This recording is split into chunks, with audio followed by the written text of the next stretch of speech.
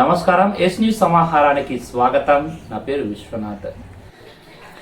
పవిత్ర రంజాన్ మాసం సందర్భంగా ఇఫ్తార్ విందులు సోదర భావాన్ని పెంపొందిస్తాయన్నారు పూర్వ విద్యార్థి జేఏసీ నేత సూరజ్ శ్యామ్, మాజీ ఎంపీపీ పొన్నమనేని బాలాజీరావు. పెద్దపల్లి జిల్లా సుల్తానాబాద్ పట్టణంలోని ఎస్ఆర్ గార్డెన్లో ఏర్పాటు చేసిన ఇఫ్తార్ విందు పూర్వ విద్యార్థి జేఏసీ ఆధ్వర్యంలో ఏర్పాటు చేశారు.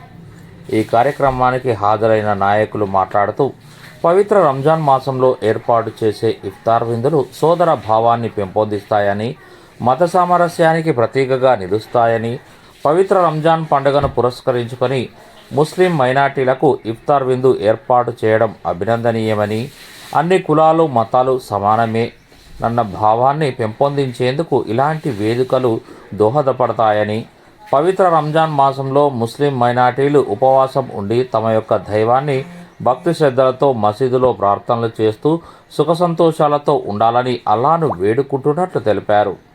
మత సామరస్యం ఒకటేనన్న భావాన్ని ప్రజల్లో కల్పించాలని కోరారు. ఈ కార్యక్రమంలో పలువురు నాయకులు, ముస్లిం మైనార్టీ నాయకులు తదితరులు ఉన్నారు.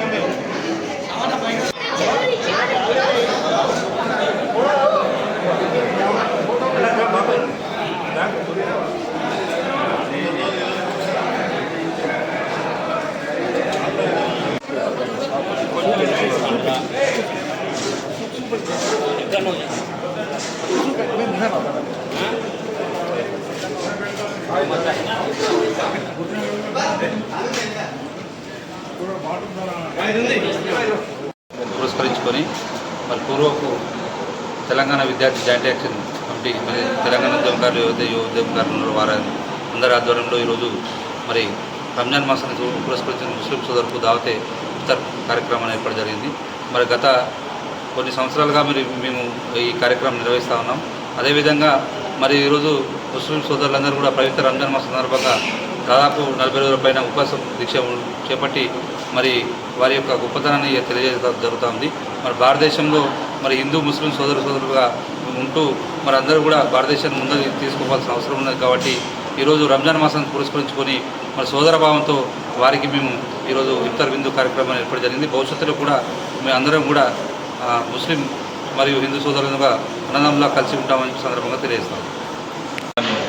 మాసం ఏదైతే ఉందో పవిత్రమైన మాసం, సంవత్సరానికి ఏదైతే ప్రతీకగా ఉంటారు ముస్లిం సోదరులు. అదేవిధంగా మరి ఈరోజు ఏదైతే ఇఫ్తార్ విందు ఏర్పాటు చేసినటువంటి సూరజ్ వారి అందరూ కూడా సుల్తానాబాద్ అన్ని మంది ముస్లిం సోదరులు కూడా ఇఫ్తార్ విందును ఏర్పాటు చేయడం మనం అభినందిస్తాము.